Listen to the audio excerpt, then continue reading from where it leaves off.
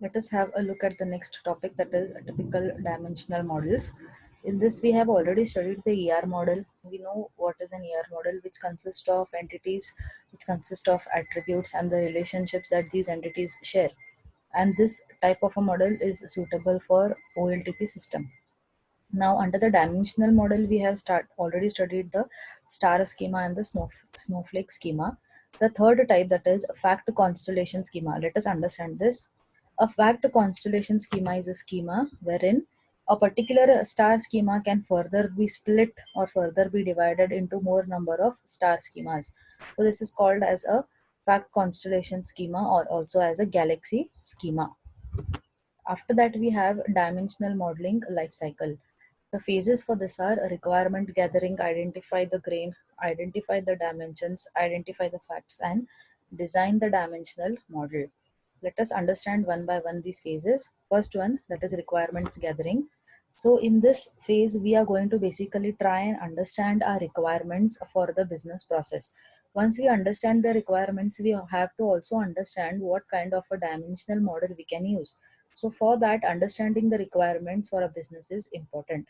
So here we focus on two things, that is what is to be analyzed, and second is how it is to be analyzed, that is the evaluation criteria. Then in this type of gathering we have two types, that is source requirement gathering and second is user driven requirements gathering. The first one, source requirement gathering, it is a method in which requirements are determined by using the source data in production operational systems. It means that we are trying to understand the requirements based on the data that we already have. We are trying to understand the requirements for our business process based on the already existing data. So here we do not have any new data.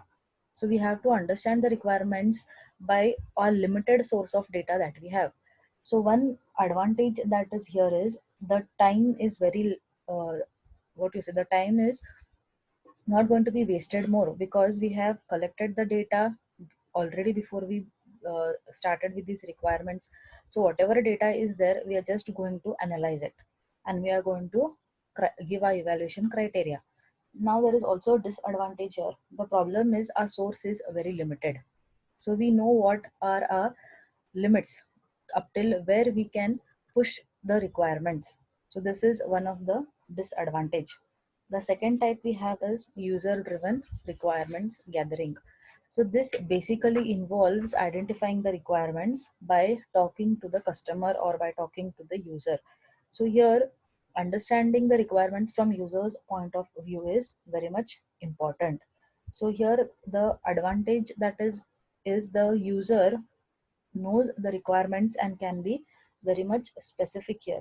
But sometimes, due to his too much specific nature, the requirements can also become unrealistic.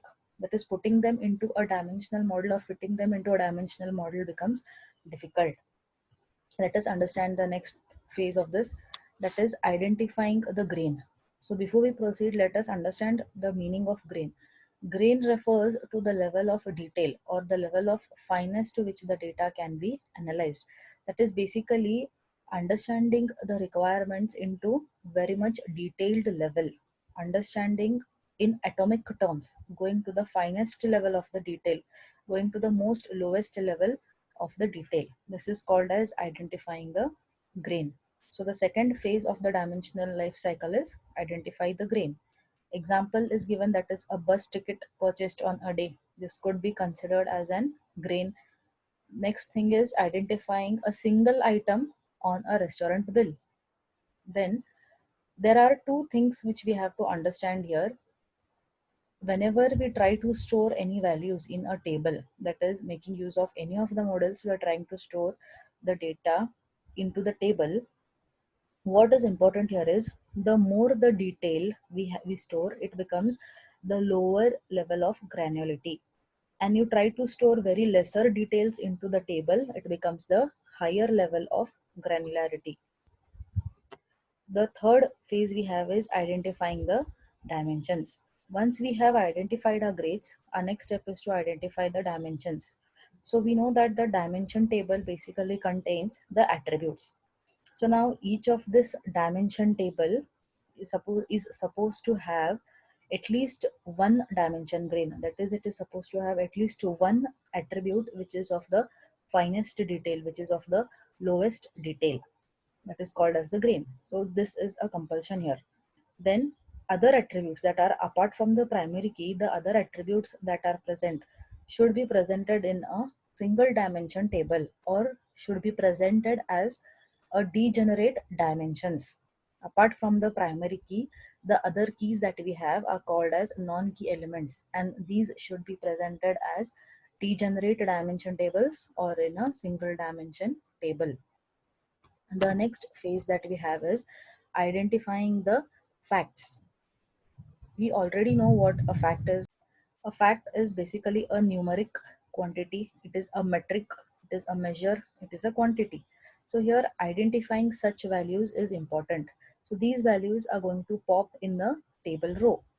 So these features are given here. This step is to identify the numeric facts that will populate each fact table row. Features of the fact table are: it will mostly contain numeric and additive values, contains at least two foreign keys. So it should include at least two foreign keys apart from being numeric. Usually comprises vast number of records, facts or measures for the same. Now here facts or measures for the same which has the following attributes. A fact should generally be numeric in nature. We already know this.